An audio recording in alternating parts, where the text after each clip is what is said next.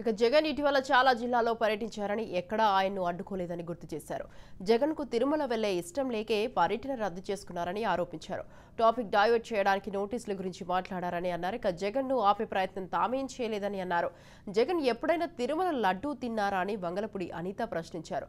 అక్షింతలు వేసిన వెంటనే దులుపుకున్న వ్యక్తి జగన్ అని విమర్శించారు. ప్రసాదాన్ని టిష్యూ పేపర్లో పెట్టి పక్కన పడేసే వ్యక్తులు వాళ్ళు అని అన్నారు. తెలియజేసుకుంటూ ఒకటి మాత్రం చెప్తున్నానండి, భారతదేశంలో అన్ని మతాల వాళ్ళని కూడా సమానంగా గౌరవించే పరిస్థితి ప్రతి ఒక్క భారతీయుడికి ఉంటుంది. గౌరవించి తీరాలి, ప్రతి ఒక్క సంప్రదాయాన్ని గౌరవించి తీరాలి. హిందువులోని కూడా చాలా సాంప్రదాయాలు ఉంటాయి, ఆ సాంప్రదాయాలను కూడా మనం గౌరవిస్తాం. విషయం ఏంటంటే ఆయనకి ఎప్పుడు సెల్ఫ్ గోల్ వేసుకోవడం అలవాటు. ఇలా మాట్లాడి ఆయనే తెచ్చుకున్నాడు దేశ బహిష్కరణ చేయాలి. నేను డిమాండ్ చేస్తున్న దేశ బహిష్కరణ చేయాలి ఇలాంటి వాళ్ళని. ఎందుకంటే ఏ దేశం ఇదేం దేశం అని మాట్లాడతాడండి. అసలు ఏదైనా ఒక దేశభక్తి గీతం వస్తే లేచి నుంచుంటాం అందరం. మన దేశం గురించి మనం ప్రౌడ్గా ఫీల్ అవుతాం. అటువంటిది ఇదేం దేశం అని మాట్లాడుతున్నాడంటే దేశ బహిష్కరణ. ఈరోజు ప్రజలందరూ కూడా దేశ బహిష్కరణ చేయాలి కంపల్సరీగా.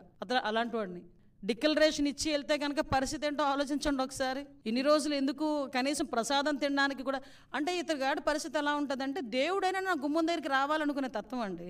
అందుకే తాడేపల్లి ఇంటి దగ్గర తీసుకొచ్చి గుళ్ళు కట్టించుకున్నాడు, సెట్టింగ్లు వేసుకున్నాడు. కట్టించుకోవడం కూడా కాదు, సెట్టింగ్లు వేసుకున్నారు. సెట్టింగ్ అంటే అప్పటికప్పుడు ప్రజలకి మీడియాకి చూపించేసి మళ్ళీ సెట్టింగ్ తీసేవచ్చు. అదే తాడేపల్లి ఇంట్లో గుడి కట్టుకోమనండి, పర్మనెంట్గా ఒక వినాయకుడు గుడో లేకపోతే ఒక వెంకటేశ్వర స్వామి గుడి కట్టుకోమనండి, కట్టుకోగలడా? సెట్టింగ్లు అయితే వేసుకుంటాడు. ఎందుకు? జనాలకు చూపించుకోవడానికి. అదే జనాలకి ఆ రకంగానే 2014-19 మధ్యలో కూడా పిండ ప్రదానాలని అవని ఇవని ఆ స్వామీజీల దగ్గరికి వెళ్ళి ఈ స్వామీజీల దగ్గరికి వెళ్ళడం చేసి ఒక రకమైన క్రియేట్ చేశాడు. మళ్ళీ ఈరోజు డిక్లరేషన్ ఇచ్చి వెళ్ళమంటే ఎందుకంత ప్రాబ్లం? అతను డిక్లరేషన్ ఇచ్చి వెళ్ళడు అతను, ఎందుకంటే ఆ హిందుత్వం మీద అతనికి ఆ గౌరవం లేదు.